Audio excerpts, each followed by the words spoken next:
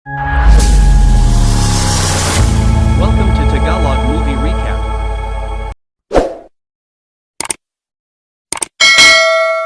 Nagsimula ang aksyon ng pelikula sa di kalayuan sa hinaharap sa pakikipag-usap ng Pangulo ng Estados Unidos sa bansa.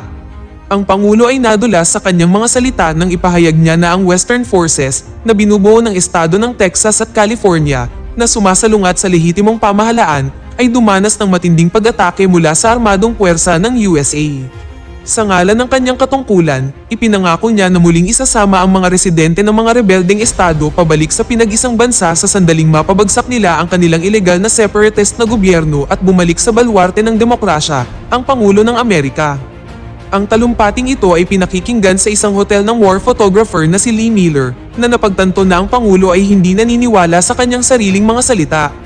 Kumuha siya ng larawan sa screen habang naririnig ang isa pang pagsabog sa labas ng bintana. Kinabukasan, ang babae ay nagtungo sa mga lansangan na puno ng kaguluhan, nagsuot ng maliwanag na press vest at kinukunan ng lahat ng kanyang nakikita. Ang galit ng mga tao, ang pambubugbog sa mga tao, at ang pagiging brutal ng pulisya. Dito ay napansin ni Lee ang isang dalaga na may kamera na hinampas ng malakas ng isang pulis at hinila siya sa isang tabi. Nakilala ng dalaga si Lee na nakikita siya bilang isang idolo at iniabot ni Lee sa kanya ang press vest. Biglang isang pagsabog ang yumanig sa karamihan na ikinamatay ng maraming tao. Agad na kinuha ni Lee ang kanyang kamera at kumuha ng nakakatakot na mga kuha. Sumama sa kanya ang dalaga sa pagkuha ng eksena. Nang maglaon, nakipagkita si Lee sa kanyang kasamahang reporter na si Joel at veteranong mamamahayag na si Sammy. Tinalakay ni Lee at Joel ang sitwasyon at napagpasyahan na malapit nang makarating sa Washington ang Western Forces.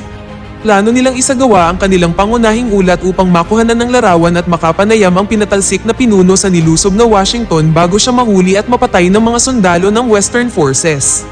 Upang gawin ito, kailangan silang maglakbay ng higit sa 1,000 kilometro at subukang huwag mamatay mula sa mga bala ng mga radikal na mamamayan ng dating Estados Unidos. Tutol si Sammy sa planong ito dahil pinapatay ang mga mamamahayag sa Washington. Gayunpaman, mahusay siyang nag-chart ng landas sa teritoryong nawasak ng digmaang sibil na nagpapakita na isinasaalang-alang din niya ang gayong paglalakbay. Dahil sa pagod, tumungo si Lee sa kanyang silid ngunit tinawag siya ng babaeng iniligtas niya kanina. Inamin ni Jessie na gusto rin niyang kunan ng larawan ng digmaan at hinahangaan ang trabaho ni Lee ngunit nagpaalam si Lee at umalis. Nakahiga sa bathtub, paulit-ulit na inaalala ni Lee ang mga nakakakilabot na eksena ng mga pagpatay sa kalye na sinusubukang iwaksi ang mga pangitain. Kinaumagahan, lumabas siya ng hotel at nakita niya sina Sammy at Jessie sa sasakyan na kasama ni Joel. Siya ay galit na galit, ngunit ipinaliwanag ng kanyang kapareha na ang babae ay nangangarap na maging katulad niya, kaya bakit hindi niya tulungan. Nakipagkasundo si Lee at pumasok sa kotse at umalis na ang team. Hindi nagtagal, narating nila ang isang napakalaking banggaan ng mga sasakyan. Ang mga sasakyan ay binaril, binasag at inabandon na mismo sa kalsada. Maaari lamang hulaan kung ano ang nangyari sa kanilang mga pasahero, ngunit si Joel ay mahusay na nag-navigate sa nakakasuklam na trapiko. Sa kalsada, ginaya ni Sammy ang isang panayam sa Pangulo na nagtatanong kay Joel. Sa tingin ba ng politiko ay magandang ideya na buwagin ng FBI? At humingi ng mga komento sa paggamit ng mga airstrike laban sa mga mamamayang Amerikano. Tumawa si Joel na napansin ang talas ng mga tanong at napagpasyahan na kailangan nilang hayaan ng Pangulo na matapos magsalita bago siya sakalin ng lubid. Hindi nagtagal ay dumating ang grupo sa isang gasolinahan kung saan sinalubong sila ng mga armadong manggagawa. Habang nagre-refuel si Joel ng kotse, naglakad sina Jessie at Lee at nakita nila ang dalawang sugatang tao na nakabitin sa kanilang mga kamay sa malapit. Ipinaliwanag ng isa sa mga manggagawa sa gasolinahan na sila ay mga magnanakaw. Hiniling niya kay Jessie na magpas siya sa kanilang kapalaran, patayin sila kaagad o hayaan silang magdusa. Naparalisa ang dalaga sa pagkabigla, ngunit biglang hiniling ni Lee sa manggagawa na tumayo malapit sa mga kriminal para sa isang group photo. Nang maglaon, habang nagmamaneho palayo sa gasolinahan, napagtanto ng nanginginig na si Jessie na hindi siya nakakuha ng kahit isang larawan o tumutol sa mga pagpatay. Mahinahong pinaalalahanan siya ni Lee na hindi sila magtatanong. Nire-record nila kung ano ang nangyayari para makapagtanong ang iba sa ibang pagkakataon. Kung gusto niyang maging isang mamamahayag, dapat niyang lakasan ang kanyang sarili. Nagpatuloy ang grupo sa mga guho ng lungsod na puno ng mga bangkay ng mga patay. Sa isa sa mga parisukat, Hiniling ni Lee na huminto, dinala si Jessie sa isang nasirang helicopter at inutusan siyang kunan ito ng larawan. Ang dalaga ay sumunod at nagsalita tungkol sa kanyang magsasaka na ama na nakaupo sa kanyang bahay na nagpapanggap na maayos ang lahat. Ginamit ni Jessie ang kanyang lumang film camera dahil ang isang magandang digital camera ay mahirap makuha ngayon. Humingi ng paumanhin ang dalaga sa pagpapataw ng kanyang sarili, ngunit pinutol ni Lee ang kanyang pagsasalita na sinasabing wala siyang pakialam kung ano ang iniisip o nararamdaman niya, kukuha lang siya ng litrato. Tinanong ni Jessie kung kukunan ng larawan ni Lee ang pagbitay sa Pangulo. Nang maglaon, ipinagtapat ni Lee kay Sammy na gusto niyang palaging maging babala ang kanyang mga larawan, ngunit naging mga album na lamang ang mga ito. Ipinaalala sa kanya ng matanda kung ano siya noong bata pa siya at hiniling sa kanya na maging mas mabait siya sa dalaga. Alam na alam niya kung ano ang kailangang pagdaanan ng mga bagong reporter. Binuod ni Joel na huminto si Lee sa paniniwala sa kapangyarihan ng pamamahayag. Biglang sumiklab ang putok ng baril sa di kalayuan at nagpa siya ang grupo na huminto para sa gabi. Nakipag-usap si Joel kay Jessie at pinayuhan itong manatili, kung saan dito ay medyo mas ligtas, ngunit ang dalaga ay matigas ang ulo at walang balak na magtago sa panganib. Kinaumagahan, dumating ang pangkat sa isang bayan kung saan nagaganap ang putukan. Sa pagsama sa isa sa mga grupo, masigasig nilang kinuhanan ang malagim na mga pangyayari. Si Jessie, na nakakalimutan ng lahat, ay kumuha ng mga larawan habang sinusubukang iligtas ng isang sundalo ang kanyang sugatang kasama sa pamamagitan ng pagbenda sa kanya. Pagkatapos ay walang humpay na sinusundan ng mga mamamahayag ang isang grupo ng mga sundalo na nililinis ang isang gusali.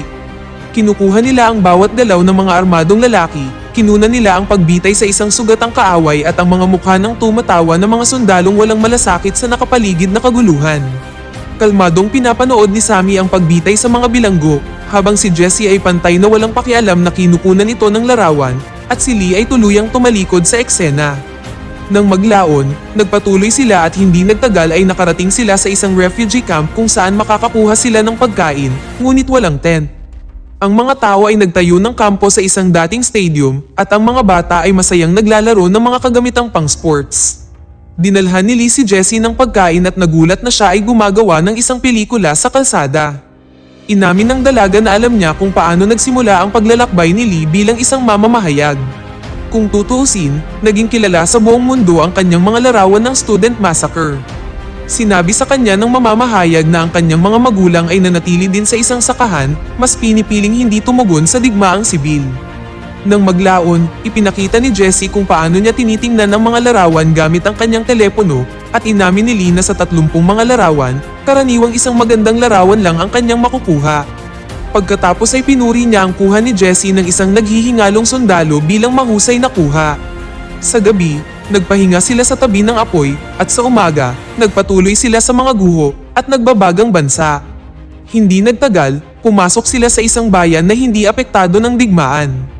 Ang mga tao ay tila hindi nauunawaan kung nasaan sila na bumuo ng impresyon na marahil sila ay naglakbay sa ibang panahon. Ang grupo ay pumasok sa isang tindahan ng damit kung saan inalok sila ng tindera na subukan ng anumang gusto nila at sinabing sadya lang na hindi nila pinapansin ang digmaan dahil hindi nila ito problema. Hiniling ni Jessie kay Lee na subukan ng isang damit at kunan siya ng litrato. Nag-relax sila, nagkukunwaring nakabalik na sila sa isang mapayapang pamumuhay. Gayunpaman, sa paglabas, itinuro ni Sammy ang mga armadong lalaki sa bubong, ang kapalit ng katahimikan. Nagpatuloy ang grupo, at ipinaalala ni Sammy sa kanila ang mga sinapit ni Gaddafi, Mussolini, at si Ceausescu. Wala sa kanila ang nakapagsalita sa huli, kaya walang saysay ang hinahangad ni Joel para sa isang magkakaugnay na panayam sa Pangulo. Biglang nakita nila sa unahan ng isang amusement park na may patay na sundalo na nakahiga sa gitna. Habang dahan-dahang nagpapatuloy ang sasakyan, isang putok ng baril ang tumunog. Nagtago ang mga mamamahayag sa likod ng isang gusali kung saan nagtatago ang dalawang sundalo. May sniper pala sa unahan, binabaril ang sino mang dumadaan. Casual na inamin ng mga sundalo na hindi nila kilala kung sino ang gunner. Papatayin nila siya dahil siya ang unang nagpaputok. Habang hinaharap ng mga sundalo ang problema, nakahiga lang si Lee sa damuhan habang napapahanga sa mga bulaklak. Sa wakas, nagawa ng mga sniper na linisin ang daan. Nagpatuloy ang mga mamamahayag, ngunit sa isang kalsada sa kagubatan, napansin ni Lee ang isang kotse na sumusunod sa kanila. Nagpasya siyang magdahan-dahan at hayaan itong makadaan, ngunit nang maabutan sila nito, Ito pala ay ang mga kasamahan nilang reporter mula sa Hong Kong. Ang isa sa kanila ay lumipat sa kotse ni Lee habang nagmamaneho. Pagkatapos, si Jessie, na nagpasyang gayahin ng kanyang aksyon, ay pumunta sa kotse ng Chinese journalist. Nauna ang dalawa sa kotse ni Lee. Matapos pag-usapan ng mga pangyayari, biglang napansin ng mga mamamahayag na nawawala sa kalsada ang sasakyan ng kasamahan nila, kaya nagsimula ng mag-alala si Lee. Hindi nagtagal ay nakarating sila sa isang bukid at nakita ang walang laman na sasakyan ng Chinese journalist sa unahan. Ang dalaga at ang mamamahayag ay hawak ng baril ng ilang lalaking nakakamouflage. Nagawang lumapit ng grupo ni Lee nang hindi pa sila napapansin. Pinagmamasdan nila ang paglalagay ng mga sundalo sa maraming katawan ng sibilyan sa isang hukay. Napagtanto nilang mga kriminal ang mga ito dahil walang regular na hukbo sa lugar. Hiniling ni Lee kay Sammy na manatili habang papalapit sila sa mga sundalo. Ipinaliwanag ni Joel na sila ay mga mamamahayag na dumadaan lang, ngunit biglang binaril ng lalaking nakakamouflage ang isa sa mga Chinese na mamamahayag at pagkatapos ay sinimulan silang tanungin. Napagtanto na sila ay mula sa mga Central State ng Amerika, mahinahon niyang pinatay ang pangalawang mamamahayag na Chino. Malinaw na balak niyang patayin silang lahat, ngunit biglang humarurot ang sasakyan ni Sam sa kalsada, binangga ang mga bandido. Pero diretsyong lumipad si Jessie sa napakaraming bangkay. Namulat ang dalaga sa ibabaw ng tumpok ng mga katawan at gumapang palabas. Tinulungan siya ni Joel at sumakay sila sa kotse habang minamaneho ito ni Sammy. Binaril sila ng nagising na sundalo, ngunit nagawa nilang tumakas gamit ang sasakyan. Napasigaw sina Jessie at Joel dahil sa trauma na ngayon lang nila naranasan, ngunit pagkatapos na huminahon ng kaunti, natuklasan nilang sugatan si Sammy. Inilipat nila ang matanda sa upuan sa likod at nagpatuloy. Gabi na habang ang sasakyan ay nagmamaneho sa isang nasusunog na kagubatan. Hindi makapaniwala ang mga tao sa nagliliyab na mga puno sa magkabilang gilid ng kalsada at sa mga lumilipad na abo. Sa umaga, nakarating sila sa isang kampo ng militar ng Western Forces at napagtanto na si Sammy ay tahimik na namatay. Nakipagkita sila sa kanilang mga kasamahan at nalaman na halos sumuko na ang mga sundalo ng gobyerno, kaya malabong magkatotoo ang kanilang pangarap. Ang Kapitolyo ay ipinagtatanggol na lamang ng mga huling sutil na sundalo at mga natitirang tauhan ng Secret Service, kaya huli na sina Lee at Joel, walang magiging kwento at walang kabuluhan ang pagkamatay ni Sammy. Nang maglaon, pinabulaanan ni Lee ang pahayag ni Joel. Laging gustong mamatay ni Sammy hindi dahil sa ilang sakit, kaya hindi ito ang pinakamasamang kinalabasan. Ang mga puwersa ng kanluran ay tumungo sa Washington. Nilinis ni Lee ang dugo ni Sammy mula sa kotse at sumunod sila. Sa gabi, ang mga mamamahayag ay nakarating sa White House at kinunan ang lahat ng nangyayari sa kanilang paligid. Isang tunay na labanan ang sumiklab sa mga lansangan ng lungsod. Kinuha na ni Lee at Jessie ang mga mukha ng mga sundalo, ang kanilang katapangan, at ang kanilang pagkamatay. Sinundan nila ang isang grupo na nag-alis ng mga barikada sa kalsada at pumasok sa tirahan ng Pangulo. Narating ng mga puwersang kanluranin ang White House at pinalibutan ito. Ang isa sa mga sundalo ay nagsabi kay Joel na ang opensiba ay dumating sa gusali ng Kongreso mula sa mga helicopter, kaya't ang lahat ay magtatapos sa lalong madaling panahon. Siguradong nasa White House ang presidente at siguradong papatayin. Biglang umalis ang motorcade ng presidente sa gusali na hinabol ng mga sundalo. Huminto sila at binaril ang mga sasakyan ng opisyal. At pagkatapos ay biglang sinabi ni Lee na wala ang presidente at pinangunahan ng kanyang grupo sa White House. Nang mapansin ito, sinundan sila ng isang detachment ng mga sundalo. Pumasok ang mga mamamahayag, nakahimlay ang mga bangkay ng mga patay sa bulwagan. Ang lahat sa paligid ay sira at nakakalat, ngunit walang buhay na tao ang makikita. Hiniling ng mga sundalo na huwag tumigil sa paglalakad at ang mga mamamahayag ay masunurin na sumunod sa mga sundalong nagsimulang maghanap sa White House ng mas malalim. Hindi nagtagal ay nakarating sila sa press conference room kung saan sinalubong sila ng isang babaeng negosyador. Humihingi siya ng garantiya sa buhay ng Pangulo, pagkatapos ay ipinangako niyang isasama sila sa kanya, ngunit binaril lang siya ng mga sundalo at nagpatuloy. Isang labanan sa pagitan nila at ng mga gwardya ng Pangulo ang sumiklab sa koridor ng gusali. Kinilabutan si Lee sa mga nangyayari at halos walang makuhang litrato, hindi tulad ni Jessie, na hindi na makontrol ang sarili, na hinahabol ang bawat bagong shootout. Sa isang punto, hindi na nag-iingat ang dalaga at tumakbo sa gitna ng koridor. Nakita ni Lee ang isang sundalo sa kabilang daan na nagtaas ng kanyang sandata, kaya sumugod siya, sinunggaban si Jessie, at tinakpan siya ng kanyang katawan. Nakahiga sa sahig, Kinuna ni Jesse ang mga huling sandali ng buhay ng kanyang mentor habang siya ay bumabagsak sa malapit matapos tamaan sa likod, ngunit pagkatapos nito, bumangon ang dalaga at sinundan si Joel, na tumakbo patungo sa opisina ng Pangulo, kung saan sa wakas ay nahuli ng mga sundalo ang Pangulo. Pinigilan niya ang pagbitay at sinubukan tanungin ng politikong sinira ang kanyang bansa, ngunit nakiusap lamang ang Pangulo na huwag patayin. Binaril siya ng mga sundalo, at kinuna ng litrato ni Jesse ang mga huling segundo ng buhay ng Pangulo ng US. Pagkatapos ay kinuha niya para sa kasaysayan ng nakangiting mga sundalong kanluranin sa harap ng katawan ng politiko. Isang nakakatakot na larawan, isang aksyon na pelikulang puno ng dugo, isang pelikulang pampolitika na nagbabala kung gaano kabilis mabaliw ang mundo. Dinala ng direktor ang mga nakakakilabot na nagaganap sa iba't ibang bansa sa mga lansangan ng Amerika. Dito na nagtatapos ang kwento. Kung nagustuhan mo ito, huwag mahihiyang pindutin ang like button, at kung hindi mo ito nagustuhan, pindutin ang dislike button ng 2 beses para lang makasigurado. And as always, thank you for watching.